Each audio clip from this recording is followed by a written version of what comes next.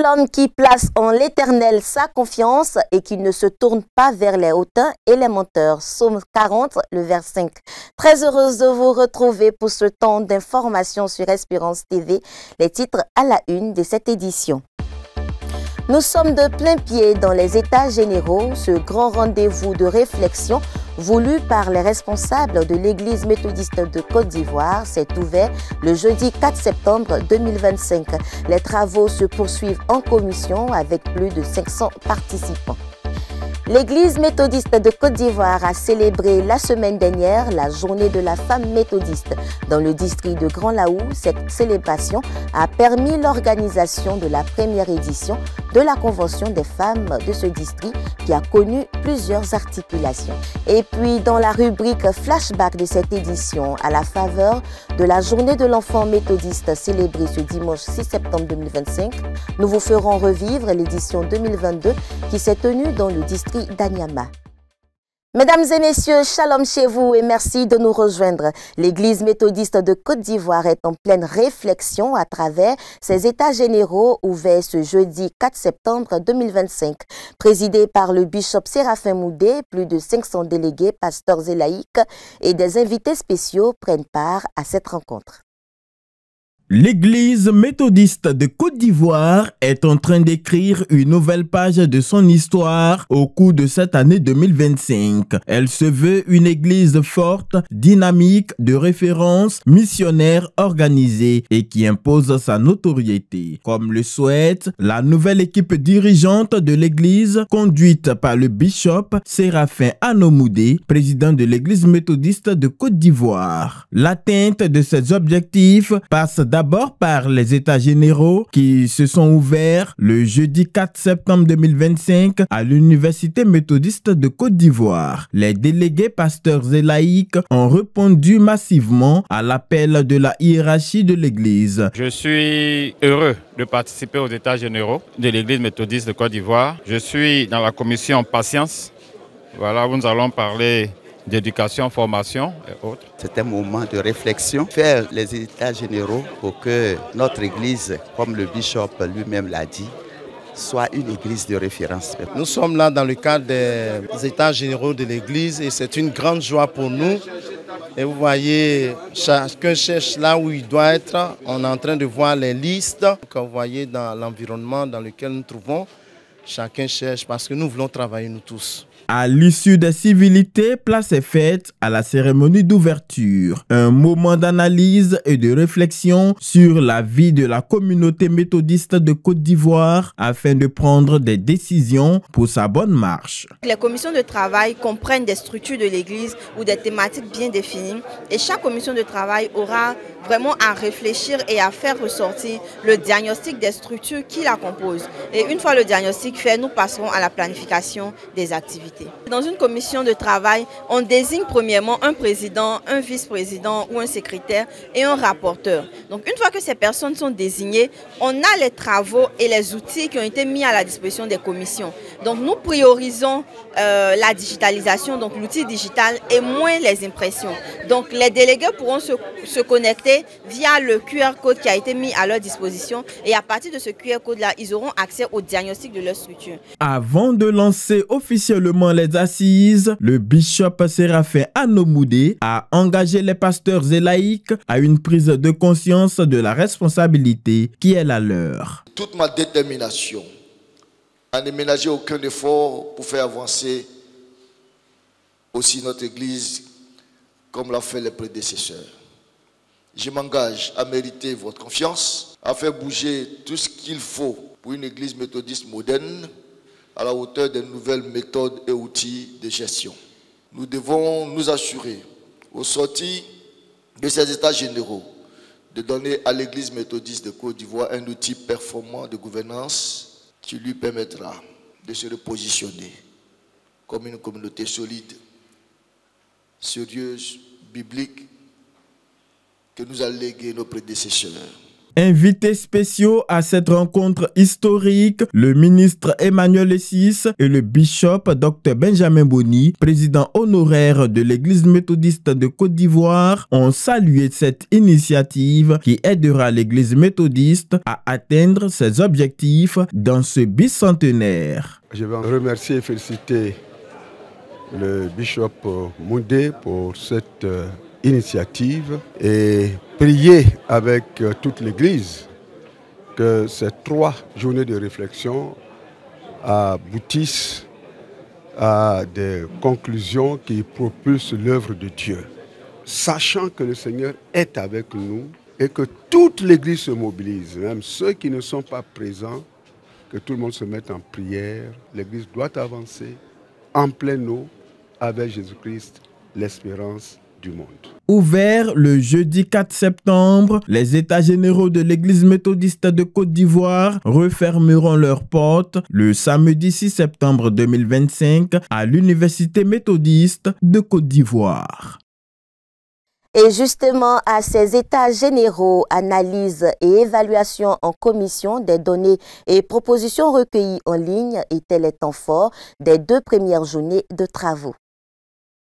Entamés depuis le jeudi 4 septembre 2025, les États généraux de l'Église méthodiste se poursuivent à travers des échanges souvent houleux mais fraternels en vue de traiter de fond en comble tous les aspects énoncés par un questionnaire établi et soumis à tout le peuple méthodiste. Nous avons vraiment discuté, travaillé pour que au niveau de l'Église méthodiste de Côte d'Ivoire soit effectivement une église de référence. Nous voyons un peu ce qui ne va pas et puis ensemble on essaie de critiquer, d'apporter un peu des innovations.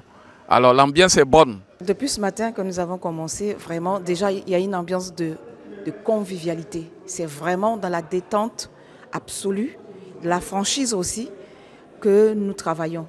Quand une question n'est pas bien comprise, nous revenons là-dessus, nous insistons jusqu'à obtenir la réponse vraiment idoine qu'il faudrait. Nous avons fait des reformulations pour que les problèmes qui doivent être touchés du doigt soient touchés du doigt, effectivement. Nous réfléchissons sur la vie de l'Église à travers le Conseil de santé, l'HMD et le Centre Bartimée.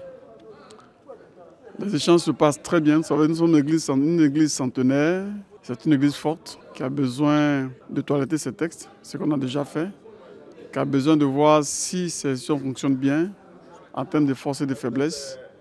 Et c'est ça qui est le cœur de ces états généraux-là, pour permettre au budget justement de prendre la décision qu'il faut.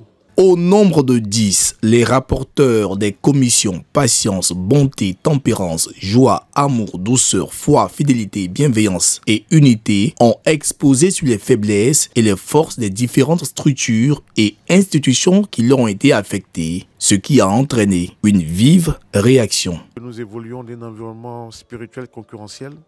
Il faudrait qu'en notre église centenaire, nous puissions faire la différence. Nous puissions amener la première mission du chrétien, qui est d'aller gagner des âmes et venir à notre église pour qu'ensemble, nous puissions cheminer pour le royaume. Les états généraux sont une bonne chose, dans la mesure où dans la vie d'une institution, il faut à un moment donné s'arrêter pour réfléchir sur le fonctionnement de la structure. Donc l'Église méthodiste qui existe depuis longtemps, il faut que nous puissions travailler sans état d'âme. Pour qu'on aille de l'avant, il faut qu'on ait les coudées franches pour dire ce qui a été bon et ce qui n'a pas été bon. Et quand nous avons la force de dire ce qui n'a pas été bon, ça donne un bon diagnostic. Il nous a été demandé de réfléchir en plus des questions qui ont été commises à notre tâche en ce qui concerne donc le Conseil des ministères, à travailler de façon spécifique sur le sacré, la doctrine de l'Église et le ministère pastoral. Dans l'ensemble, tout s'est bien passé. La finalisation et la restitution des résultats de diagnostic doivent aboutir à un plan stratégique pour une gestion plus efficiente de la gouvernance de l'Église. Tels sont les propos du président du comité de pilotage qui n'a pas manqué de saluer la rigueur dans laquelle s'est inscrite les différents délégués. Les délégués sont entrés dans la vision. Chacun des membres a trouvé bien de comprendre le déroulement du système qu'on a mis en place. Et puisque maintenant ils ont compris l'outil d'analyse, les analyses se passent bien, les débats se passent bien et nous pensons qu'à la sortie de cette journée, nous serons bien outillés. Et c'est un travail scientifique qui sera fait avant la restitution finale. Ces concertations participatives, sincères et franches, guidées par l'intérêt général, aboutiront si tout le peuple de Dieu, surtout méthodiste, s'engage à soutenir ces états généraux dans la prière. La fin des travaux est prévue pour le samedi 6 septembre 2025. Porté à la tête de l'église méthodiste de Côte d'Ivoire en tant que président, le bishop Séraphin Moundé présidait au destin du district de Yopougon. À la faveur de son culte d'au revoir organisé le dimanche dernier, nous revenons sur le parcours de ce serviteur de Dieu qui aura marqué la vie du district de Yopougon en 3 années d'activité. Le commentaire de Daniel Kragi. Dès sa prise de fonction en octobre 2022, le très révérend pasteur Séraphin Anno Moundé, devenu aujourd'hui bishop Séraphin Moundé, président de l'église méthodiste de Côte d'Ivoire, ne s'est pas reposé sur ses lauriers quand il prenait les rênes du district de Yopougon. En plus d'assurer les charges dues à son rôle de premier responsable du district, comme présider les synodes ordinaires et extraordinaires, les visites pastorales dans les églises locales, le bishop Séraphin Anno Moundé veillait à une bonne prise en charge des bergers du district. En l'occurrence, la filiation des catéchistes à la couverture CNPS et l'institution d'une prime d'accompagnement pour les catéchistes ayant atteint la retraite. Le dimanche 31 août 2025, à la faveur du culte de revoir du bishop Séraphin Anno Moundé, cette mesure a été matérialisée avec la remise de chèques pour 3 catéchistes qui ont fait valoir leur droit à la retraite. Je suis retraité, on m'a honoré et je ne peux que dire merci à Dieu pour tous les grands bienfaits. Je demande aux autres, aux jeunes gens qui arrivent, de suivre mon exemple. Qui a commencé à Nouveau-Koumassi, terminé par les béatitudes, après Bethesda. Et je crois que l'œuvre ne s'arrête pas, nous allons continuer. 3 récipiendaires parmi nos frères et sœurs qui partons. En guise d'impression, il n'y a que satisfaction. Proche de ces brebis qu'il veut unir comme les forces vives dans l'Église, le bishop Séraphin Anno Moundé a facilité la naissance de l'Organisation méthodiste des personnes du 3e âge, une structure dont il s'est vu remettre sa carte de membre. Dans une vision de rayonnement et de repositionnement du district de Yopougon, le bishop Séraphin Anno Moundé a ouvert les chantiers d'un presbytère au standing et du bloc administratif du district en collaboration avec les laïcs du district. Ce qu'on retient de lui, c'est que c'est un bosseur, c'est un homme vraiment, un leader, parce que dès qu'il est arrivé net, il a commencé à imprimer au district sa manière de travailler. Et nous avons travaillé avec lui pendant 3 ans, et en 3 ans, nous avons eu beaucoup de réalisations. Aujourd'hui, il s'en va, il ne nous laisse pas orphelins. Il nous a dit qu'il passe de l'autre côté simplement, mais il est toujours le bishop de toute l'Église. Appelé à servir le Seigneur au plus haut sommet de l'Église, le bishop Séraphin Anno Moundé laisse un message d'amour, d'engagement et de service aux fidèles méthodistes du district de Yopougon. Ce que je voudrais vous laisser aujourd'hui comme message, c'est de vous aimer profondément, c'est de vous pardonner réciproquement, c'est de vivre une famille. Soyez disposés à accompagner le nouveau surintendant que l'Église vous a donné. Faites progresser l'œuvre de Dieu et Dieu vous bénira. Merci à tous les invités qui sont venus. Dieu ne vous oubliera pas. Grand féru des cantiques chrétiens, le bishop Séraphin Anno Moundé est aussi l'instigateur du grand concours de chant choral dénommé Kabaod, qui a suscité une saine émulation au sein des chorales du district de Yopougon. Que Dieu bénisse la vie de son serviteur. Vous le savez, selon le calendrier ecclésiastique, le dimanche 31 août 2025 était dédié à la journée de la femme méthodiste. À Grand-Laou, cette journée a réuni les femmes du district autour d'une convention qui a été marquée par des temps de formation et d'édification. Daniel Kraibi et Félix Opo.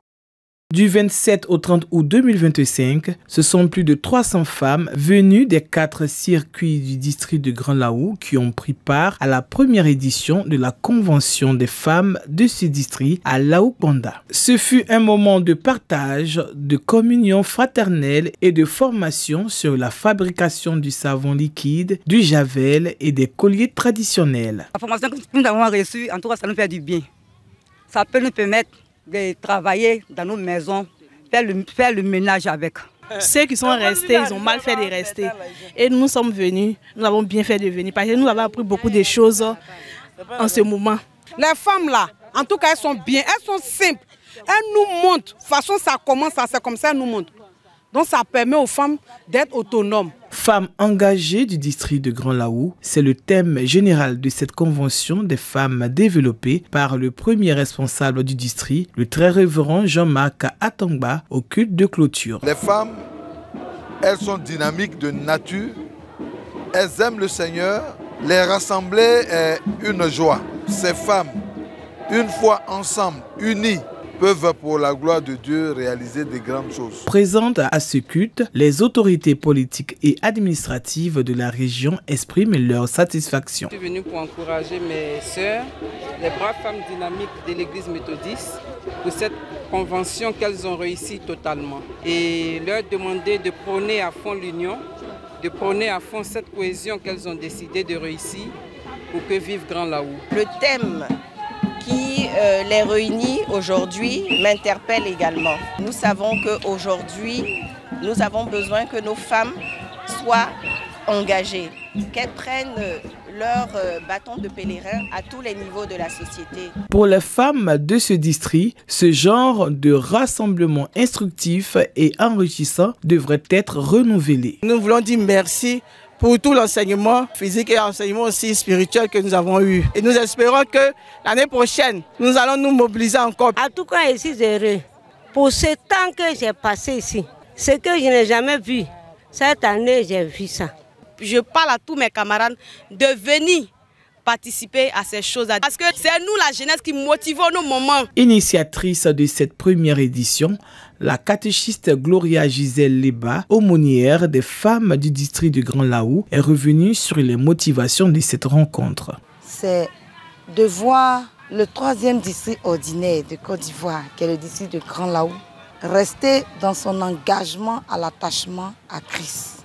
Ce que nos mamans ont fait, nos grands-mères ont fait, il y a des années, il fallait que nous reprenions l'activité. Des prix ont été remis aux différents circuits vainqueurs des concours qui ont eu lieu pendant les activités récréatives du vendredi précédent. Du côté de Bingerville, le temple Bethesda a accueilli le forum des femmes du circuit de Bingerville. Entre parades et activités récréatives, les femmes se sont égayées dans une communion fraternelle. Emmanuel Abali.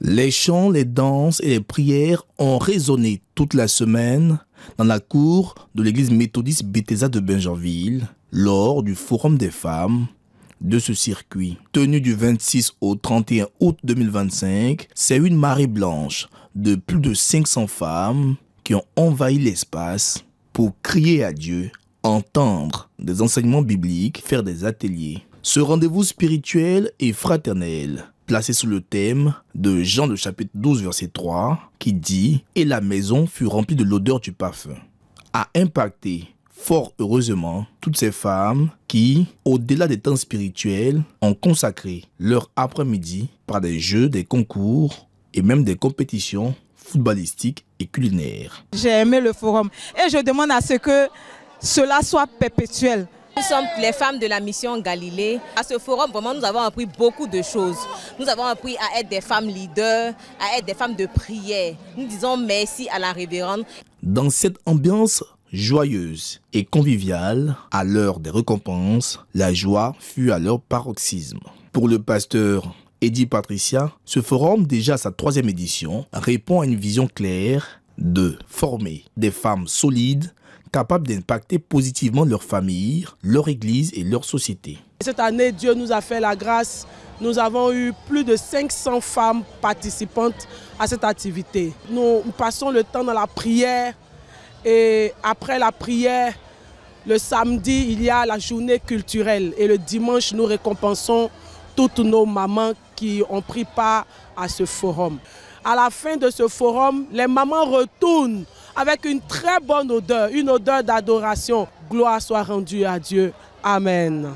Le dimanche, lors du culte de clôture, l'émotion était palpable. Les chants de reconnaissance, les témoignages et les prières collectives ont clôturé la semaine dans une ambiance intense. Plusieurs femmes sont reparties avec un message d'espérance et une détermination renouvelée à être des parfums de bénédiction dans leur foyer et leur communauté. Le forum est la bienvenue, surtout pour les femmes méthodistes du circuit de Bingerville. Elles forment des femmes à être des prédicatrices, à être des autoreuses et tout ça là, nous contribue au développement spirituel de la femme méthodiste. Avec plus de 500 participantes, cette année, le Forum des femmes du circuit de Bingerville confirme son statut de rendez-vous incontournable de l'Église méthodiste de Côte d'Ivoire, alliant ferveur spirituelle, formation pratique et joie partagée. Je vous conduis au temple Galilée du plateau d'Okui où les femmes du district d'Abobo se sont retrouvées pour des activités culturelles. Concours et expositions de talents féminins ont constitué les grandes articulations de cette rencontre. Le reportage de Jérémy Boni et Emmanuel Abali.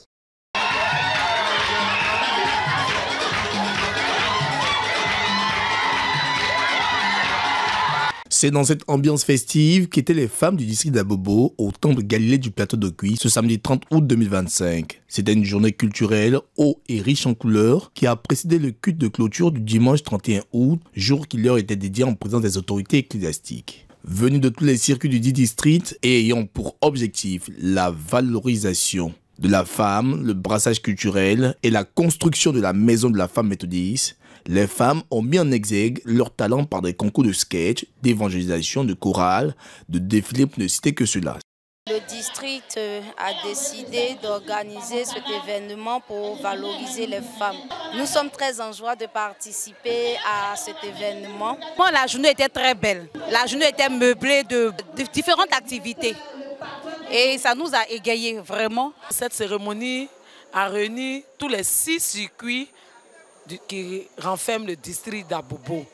On voulait dire merci à toutes ces mamans, merci à tous nos pasteurs et à nos aumôniers qui nous accompagnent dans cette activité.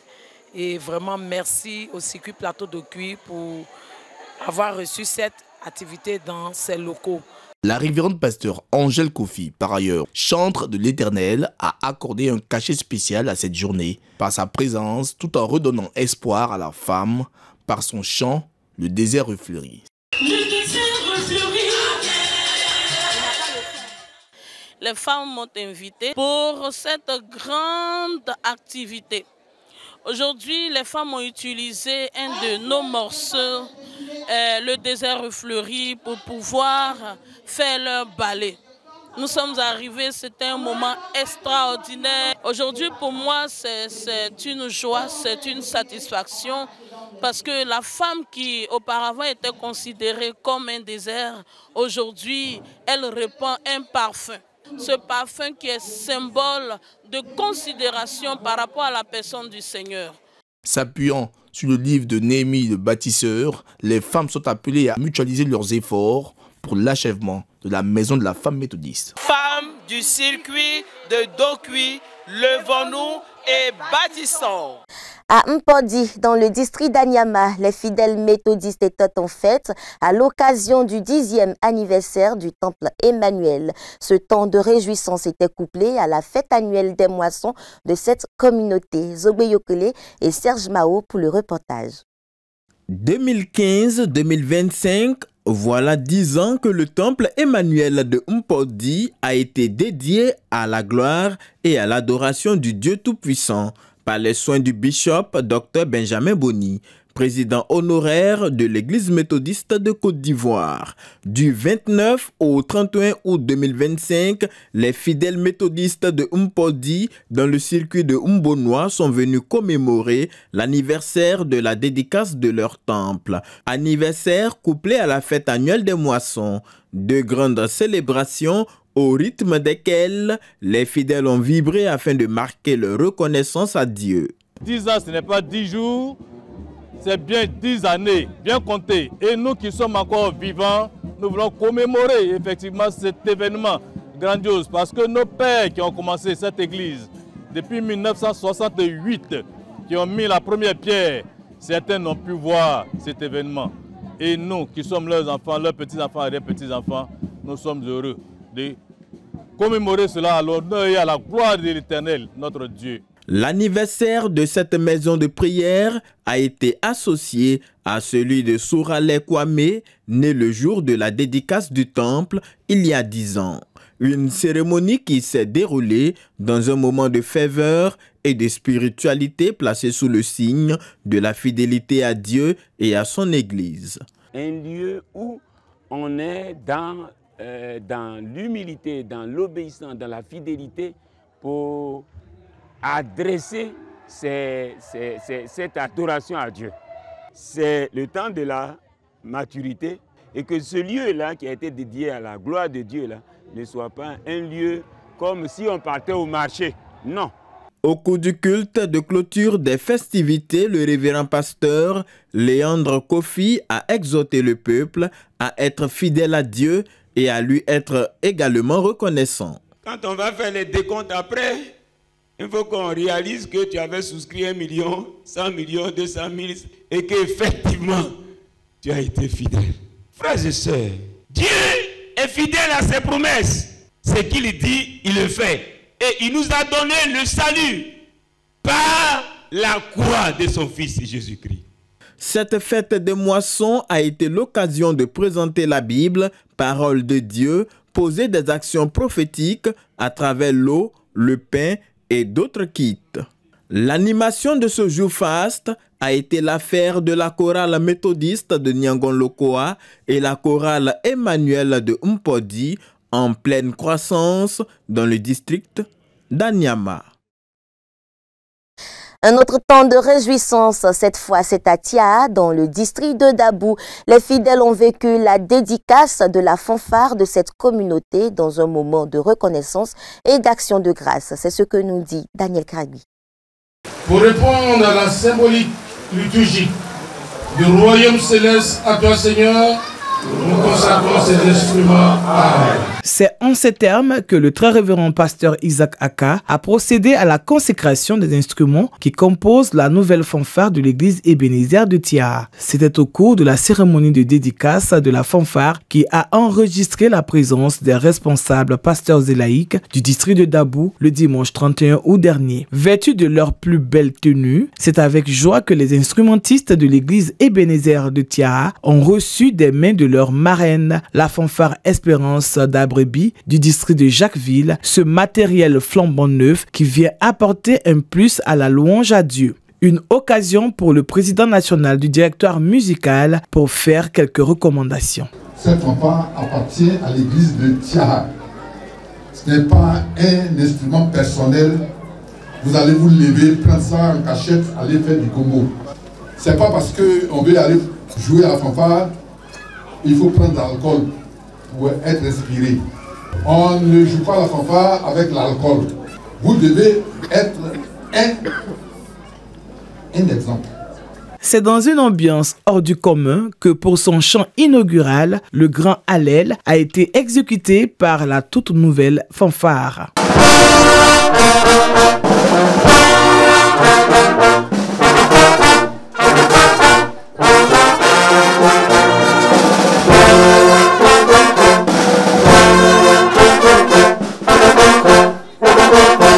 Dans son message, s'appuyant sur le thème « Le chant de l'âme », la révérende pasteur Angèle Kofi est revenue sur quelques secrets pour mieux pratiquer la louange. Le chant des âmes, le secret qui donne la vie, le secret qui relève lorsque tout semble difficile, c'est dans la pratique de la louange. Ce secret, c'est louer Dieu avec l'âme et non avec le corps. Ce projet, longtemps mûri par le Conseil, voit aujourd'hui sa réalisation grâce à la contribution des uns et des autres. Le président des laïcs se veut reconnaissant et exhorte à la pérennisation de ses acquis. Encourager le Conseil, les instrumentistes à prendre soin de ces instruments. Que donc Dieu vous bénisse, que sa faveur soit sur vous, que sa grâce soit sur vous. Ce sont au total plus de 20 instruments de musique flambant neufs qui viennent enrichir le patrimoine musical du district de Dabou. Activité hors de l'église méthodiste, l'ex-directeur de la Ligue pour la lecture de la Bible Côte d'Ivoire, Bertin Aounon, a été célébré après 21 ans de beaux et loyaux services à la tête de cette structure. Il a reçu la reconnaissance de ses pairs le samedi 30 août 2025 au siège de la Ligue pour la lecture de la Bible Côte d'Ivoire situé à Cocody. Après 21 ans passés à la tête de la Ligue pour la lecture de la Bible Côte d'Ivoire, en qualité de directeur national, Bertin Aounon a été célébré pour son dynamisme et son engagement à l'œuvre au sein de cette structure chrétienne. Les membres du conseil exécutif de la Ligue, les partenaires, les représentants des différentes confessions religieuses, les amis et connaissances sont venus nombreux, les mains chargées, témoigner leur reconnaissance à l'homme qui a rendu service à la Côte d'Ivoire par ses œuvres. Nous partons avec le directeur national qui est venu depuis 2004 et qui a fait un excellent travail. Notre frère a apporté un souffle nouveau avec beaucoup d'initiatives. Il a fait progresser davantage l'œuvre. Grâce à lui, la Ligue s'est agrandie. Nous avons aujourd'hui des comités régionaux dans toutes les régions de la Côte d'Ivoire. Nous avons un siège qui a commencé à s'étoffer correctement. Depuis 91-92, je l'ai rencontré à la CEPSI. Il était d'abord président national. Et par la grâce de Dieu, on a marché dans les pas de ses aînés. On s'est frotté à leur charisme. Aujourd'hui, je suis son pasteur de paroisse. Un exemple de foi, un exemple de témoignage de vie chrétienne authentique. Pendant plus de 2 décennies, Aounon Noué Bertin a guidé la Ligue avec des valeurs. Sa vie est un témoignage éloquent, une forme de résilience pour la propagation de l'évangile. Mais surtout, une source d'inspiration de la manifestation de l'Esprit de Dieu dans la vie des membres. Ce qui a occasionné la création de 140 comités locaux et une autonomisation des comités régionaux. 0 région à son arrivée, aujourd'hui la Ligue compte 14 régions. Le pasteur Aounon s'est investi dans la création des cellules du petit déjeuner biblique. Dans toutes les régions, nous avons des groupes bibliques de lycées. Sous la direction du pasteur Aounon, de nouveaux partenariats ont été tissés avec l'église méthodiste. Et aujourd'hui, nous avons l'émission La Méditation à la radio méthodiste, à la télévision méthodiste. Et je voudrais profiter pour saluer les représentants de l'église méthodiste. Pour son message, le directeur Bertin Aounon s'est montré reconnaissant à toutes ces personnes pour cette marque de sympathie à son endroit. Non, sans inviter la nouvelle équipe dirigeante à poursuivre l'œuvre en regardant Christ. J'ai commencé à la LLB depuis 2004. J'ai fait du chemin 21 ans, c'est-à-dire j'ai vieilli à la LLB. Je n'ai pas assisté la LLB être abandonnée ni mendier son pain, alléluia. Certes, il y a eu quelques défis, mais le Seigneur a tout vu. L'occasion qui nous réunit est la reconnaissance de la LLB à Dieu à l'endroit de son serviteur que nous sommes. À la faveur de cette cérémonie de revoir, le nouveau directeur national de la Ligue pour la lecture de la Bible, Nyawa Saki Arsène, et la nouvelle présidente nationale, Dr. Nyalega Rachel Atebi, ont été présentés à l'Assemblée. Cette cérémonie s'est tenue autour de la parole de Dieu avec pour texte d'appui Hébreux chapitre 6, verset 10. Rappelons que Bertin Aounon est fidèle méthodiste de la communauté Galilée du plateau d'Okuyi. La page culture de cette édition s'intéresse à la dédicace de l'œuvre L'homme calomniateur de la pasteur Akua Ange Odi, un ouvrage de 9 chapitres qui vient aider les lecteurs à être délivrés de la calomnie. C'est ce que nous dit Raphaël Dompi. Dans le but d'œuvrer à bannir la calomnie du corps de Christ, la pasteur Akua Ange Odi met à la disposition du peuple de Dieu son œuvre intitulée L'homme calomniateur, un livre de 90 chapitres dédicacé le 30 août 2025. Dans cet ouvrage, l'auteur s'évertue à déjouer le plan du diable par la calomnie, un danger pour le chrétien. C'est mon premier livre, donc les prémices de Dieu. C'est une seule tête avec 2 parties. La partie qui ne calomnie pas fleurit, la partie qui calomnie, ça sèche. Et c'est dans la même personne. C'est-à-dire les choses sont très proches. C'est-à-dire pour peu, vous pouvez être en train de bénir et votre même bouche peut être en train de calomnier. Donc c'est pour interpeller les enfants de Dieu à comprendre que la chose n'est pas loin. Il faut que je prie par rapport à ça. Et ça ne viendra pas naturellement. C'est des prières qu'on fait. C'est des prières et chaque chapitre a des versets à la fin. Comment être délivré de l'esprit de la calomnie? Comment changer la calomnie en intercession? La calomnie ennemie de l'amour et de Dieu sont autant de chapitres abordés dans cette œuvre. Une création littéraire qui a trouvé l'assentiment des participants venus des différentes confessions religieuses, dont le révérend pasteur Mensagoka, aumônier de l'Université méthodiste de Côte d'Ivoire. J'ai déjà acheté mon exemplaire et j'ai presque fini de lire. Celui qui calomnie, s'il n'est pas le diable incarné, il serait donc son agent. Il faut éviter de calomnier. Le calomniateur, non seulement il est bicéphale, donc une monstruosité, mais aussi il s'assèche en même temps qu'il assèche l'autre. Cet ouvrage devait être dans toutes nos églises, même au chevet de nos lits. On vient à l'église, on prie Dieu, on parle beaucoup, mais l'homme calomniateur, il est là au quotidien. Je voudrais encourager tout chrétien à travailler sur lui, à acheter cet ouvrage. Il est important pour chacun de nous de prendre connaissance de cet ouvrage qui est une cure, qui va permettre d'être guéri et d'être renouvelé en ce qui concerne tout ce que nous avons vécu et tout ce que nous avons causé comme mal également aux autres. Au cours de la présentation de ce livre, des tableaux ont été mis en vente, plus de 500 livres ont déjà été vendus et les bénéfices serviront à des œuvres caritatives, d'où la portée missionnaire de cet ouvrage. 7e enfant d'une fratrie de 9 enfants, l'écrivaine prophétesse Ange Odi dirige la fondation Rayon de Soleil by Angie. Elle invite ses contemporains à la lecture afin de mieux connaître le mode de fonctionnement de Dieu.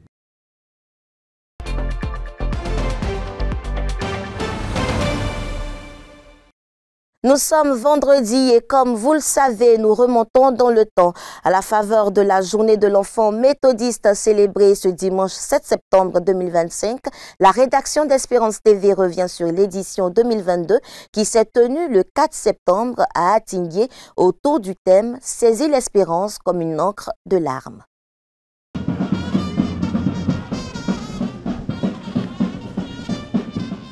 C'est en fanfare qu'a été célébrée la journée nationale de l'enfant méthodiste le dimanche 4 septembre 2022 au temple Emmanuel d'Atingué. Pour l'occasion, le professeur Louis Abois, représentant le bishop Benjamin Boni, a été accueilli par les Boys and Girls Brigade. Sous le thème « Saisis l'espérance comme une encre de l'âme » extrait de Hébreux 6, 19, les enfants ont été exhortés à accepter Jésus pour un meilleur avenir de l'Église. L'école du dimanche, toujours qualifiée d'église de demain, n'est pas uniquement l'affaire d'un moniteur et un monitrice seul, ou du conseil de l'église locale seul. Nous devons l'aimer et l'aider. Et qui te reçoit en mon nom, en petit enfant, comme celui-ci me reçoit moi-même. Matthieu chapitre 10, verset 5. Et nous, enfants, que faisons-nous? Quelle espérance avons-nous en Jésus? Les parents font beaucoup de fois pour nous, en tout. Mais comment les récompensons-nous? N'est-ce pas par notre politesse, nos paresses, nos méchancetés, nos ingratitudes, nos désobéissances? Alors, nous faisons confiance au Seigneur en tout et en obéissant aux parents, nous serons solides et bénis. Nous serons comme un arbre planté près des eaux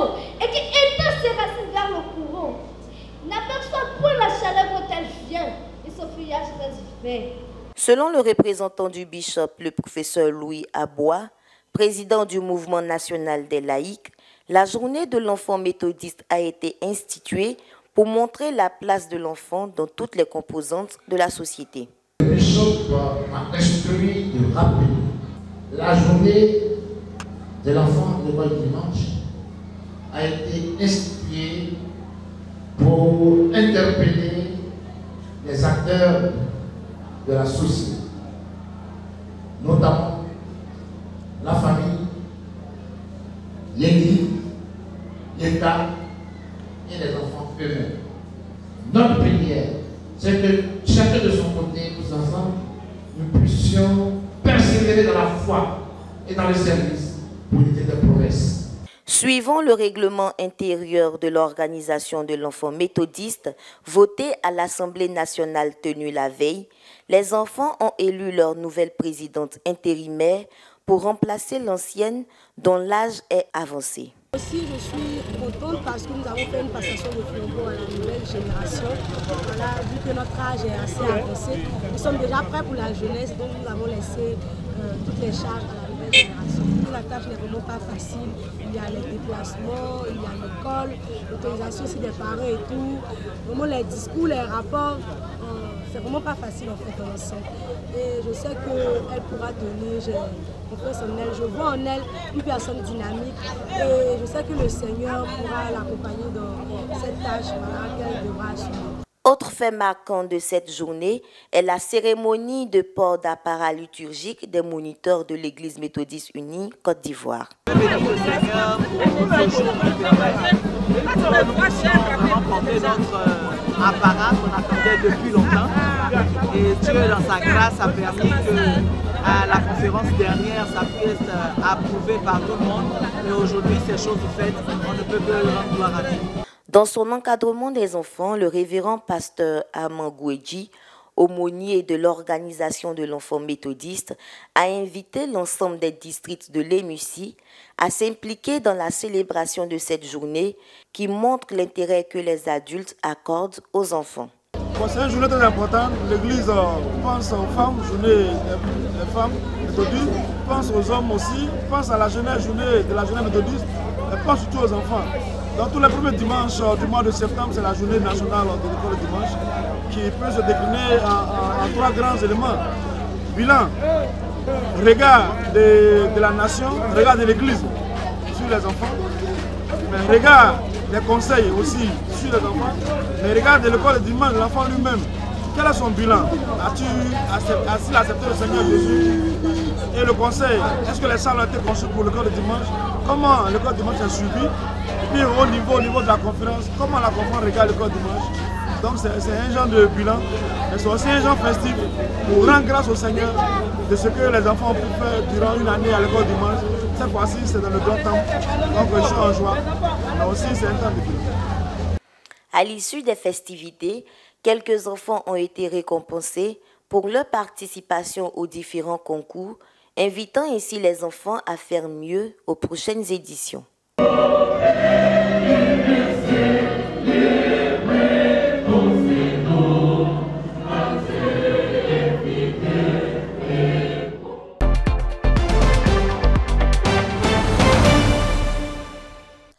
Nous rappelons que ce dimanche 7 septembre est la journée dédiée à l'enfant méthodiste dans toutes les communautés locales.